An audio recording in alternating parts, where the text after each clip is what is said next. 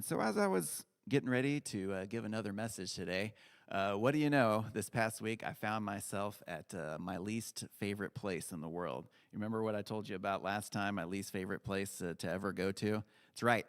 It's the Navy Clinic.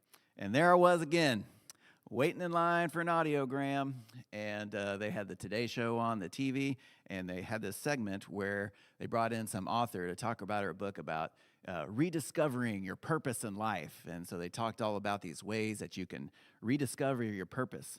And so I'm sitting there shaking my head because thinking to myself, we know what our purpose is in life. We have the scriptures and what they tell us. We get together as a church on Sundays, and we know what our church is. But you know what? I think sometimes culture can kind of work its way back in, or we can just start to believe things that might not exactly be in the scripture. So what I want to tell you is that, if you think that God's story is all about just how we get to heaven and it's just about me and what I do to get there and bring as many people with us, or I just want to tell you that, our goal in life and our purpose in life for all of humanity is not to get to heaven.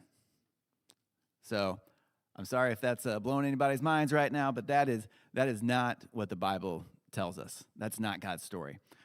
Instead, God's design for us, all of humanity, from the beginning, was actually to be kings and queens who reigned with him, to rule the world with the Lord, to subdue the land. That was his purpose.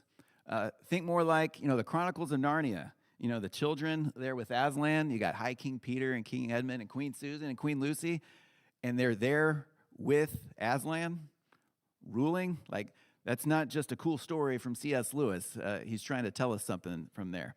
So not only were we all supposed to be kings and queens along with the Lord, we're also supposed to be part of this thing called a royal priesthood. And we don't have enough time today to go into the rabbit hole about what all that means. But let me just tell you a few things about, what is a priest. Just kind of simplify it. A priest is someone who represents God to the people. The priest is the person who leads the people and teaches them and how to have the proper worship of God. But not only that, the priest is also to represent the people to God. And the way we saw that in the Old Testament was that they would offer sacrifices, and they also, being part of the tribe of Levi, they sacrificed some of their privileges just to be able to fulfill their priestly duties. So now, in this time between Jesus inaugurating the kingdom from when he was here on earth and his return, is it still our job to serve in a royal priesthood? What does it look like to be a priest for Jesus right now? So, does it look like that? Maybe not. It's more like we should represent him to the people. We show others how to worship him as the family here at the church. And we represent the people to him. And how can we do that? Well, the easiest thing we can do is we can pray and we intercede for others. And then like what Romans 12 tells us is we can offer ourselves as a living sacrifice back to the Lord. So, are we all supposed to be kings and queens now, reigning with God? Obviously, we're still expelled from the garden, and we're still in exile, kind of like David was. And he showed us how we can be faithful while we're in exile. And David and Jesus both gave us examples about those who have been given authority, chose to humble themselves and become servants. So God's upside-down kingdom repeatedly shows us how our understanding can often be flawed regarding what royalty actually is and what royalty does.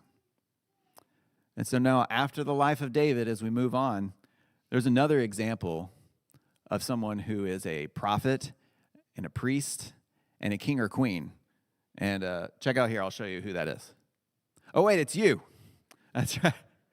It's you, it's me. We have been called to rule the world alongside Christ as his servants. And we are supposed to be the prophets who speak the Lord's words to the people. And we are the priests as well. We represent people to God, and we represent God to people as a church. That's our job. And so, congrats, you and I, your royal priest and ambassador to the Most High God. All right, so if that was all kind of confusing and all over the place, I just want to move on now and allow some of my heroes from the Bible Project to try to explain that a little bit better. So let's check that out. The story of the Bible begins in a place where heaven and earth are united as one, the Garden of Eden. And in that place, God installs his image, Adam and Eve, who will be God's royal priests and rule all creation on God's behalf. And this whole scenario is called God's blessing. But they're led astray by a deceptive creature, and they're exiled from the heaven on earth place and lose their job as royal priests. And humanity spirals down into violence. But God promises that a future descendant will come and defeat that deceiver by striking his head while also giving up his life, so that all the world can experience the blessing of Eve again. This promise is passed on to Abraham and his family, from whom this royal priest will come. And this family grows and becomes a large people. And so God invites all of Abraham's family to become a kingdom of priests. God will come and live among them in the tabernacle, and that's where Israel's priests will do their work. But that priesthood gets off to a horrible start. Yeah, and so when Israel eventually becomes a nation, their priesthood has become really corrupt. And so the people start asking for a king.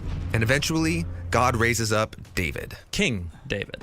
And he's full of trust in Israel's God. In fact, with God's help, he defeats Israel's most powerful enemy. All without proper weapons and without an army. Now, not long after becoming king, David goes up into the high hills at the center of Israel's tribes, and he establishes a capital city, Jerusalem, otherwise known as Zion or the City of David, and it's like a new Eden. This is the same hilltop Abraham visited. It's where he met Melchizedek, and it's where God provided a substitute sacrifice for Abraham's failures. Exactly.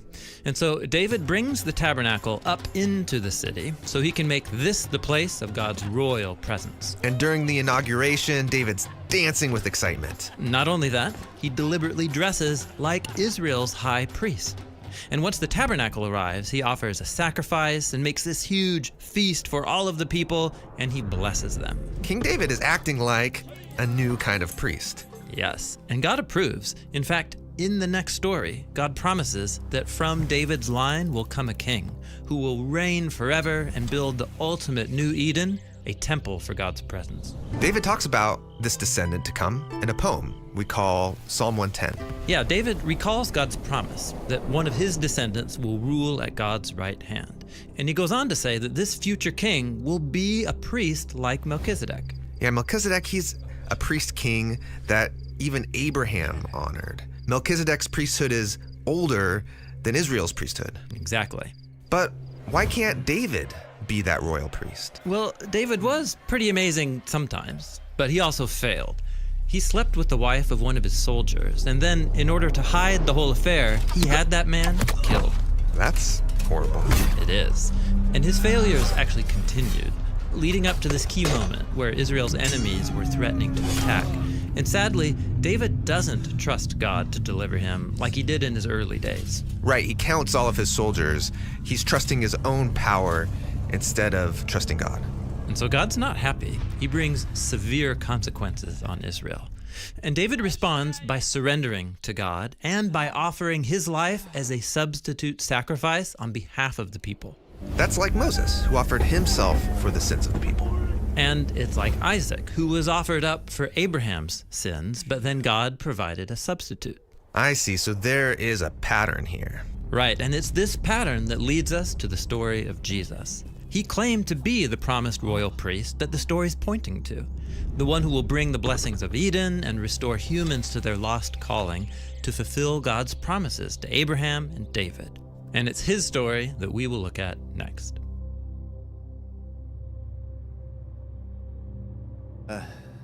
That's David all wrapped up for us. And if that video was helpful for you, I invite you to go check out a bunch of other good stuff that they have at the Bible Project. So, conclusion, Jesus is our King, but he has also called each of us to also be a prophet, priest, and king or queen in his service. And that's a lot to carry. The good news is that he prayed specifically for you and me to be equipped for this. Did you know that God prayed for you specifically? I just figured that out this past week listening to Bible in the Year podcast as went through John 17. But it's pretty great. Check it out. So this is towards the end of the Gospel of John where they finished the Last Supper, and he's talking to his disciples. He has a high priestly prayer. He's about to be betrayed in the garden after this. And so he's talking to his disciples, and he's praying to the Lord. He says, I do not ask for these only, but also for those who will believe in me through their word. And that's us. That they may all be one, just as you, Father, are in me, and I in you. That they also may be in us, so that the world may believe that you have sent me. The glory that you have given me, I have given to them, that they may be one, even as we are one. I in them, and you in me, that they may become perfectly one, so that the world may know that you sent me and loved them, even as you loved me. Father, I desire that they also, whom you have given me, may be with me where I am, to see my glory that you have given me, because you loved me before the foundation of the world. O righteous Father, even though the world does not know you, I know you, and these know that you have sent me. I made known to them your name, and I will continue to make it known, that the love which you have loved me may be in them, and I in them. Thanks be to God that we get to be in him and he in us. What an amazing gift that is.